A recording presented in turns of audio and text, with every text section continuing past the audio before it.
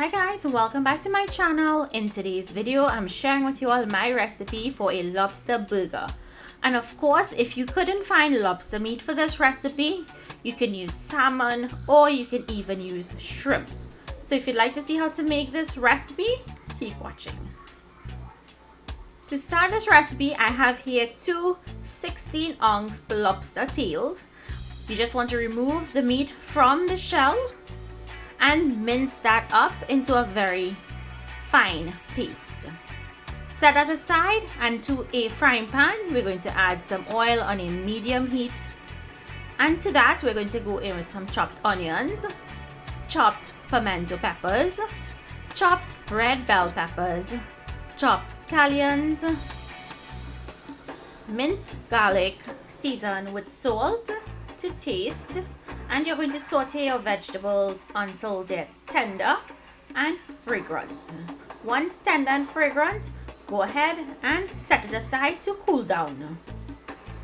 Now to my lobster, I'm going in with some Parmesan cheese, Cajun seasoning.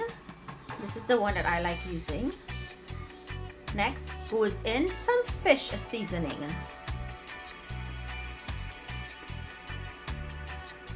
Add in your sauteed aromatics once it's cooled.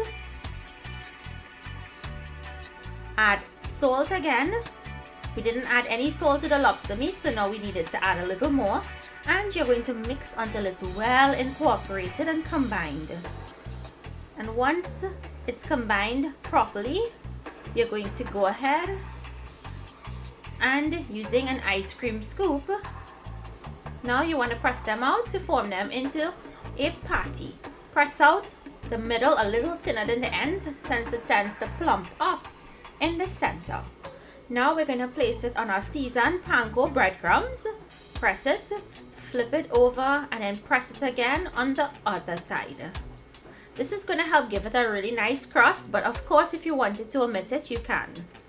Next, place them on your oiled flat top or frying pan or grill and allow them to cook for 2 minutes on each side. After 2 minutes, you're going to flip them. Make sure they're nice and brown. Allow them to continue to cook on the other side.